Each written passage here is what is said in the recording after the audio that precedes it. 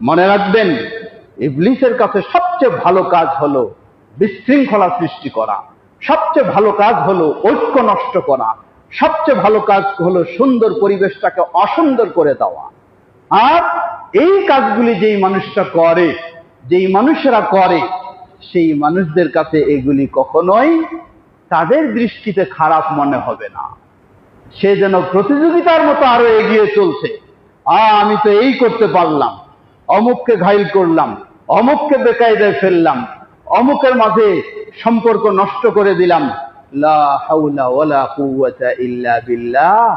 ইবলিস আপনাকে নিয়েই খুশি হচ্ছে, ইবলিস আপনাকে স্বাগতম জানাচ্ছে, বলছে নেআমা আনতা, তুমি কতই না ভালো আমার সৈন্য, ভালো কাজ করেছো তুমি, সুন্দর কাজ করেছো তুমি, সমাজটাকে ভেঙে দিয়েছো, সমাজটাকে দ্বিখণ্ডিত করেছো, তুমি মসজিদকে নষ্ট করে দিয়েছো, মাদ্রাসাকে নষ্ট করে দিয়েছো, সংসারটাকে তুমি নষ্ট করে দিয়েছো, দেশটাকে তুমি নষ্ট করে দিয়েছো, তুমিই হলা সবচেয়ে ভালো কাজ করেছো।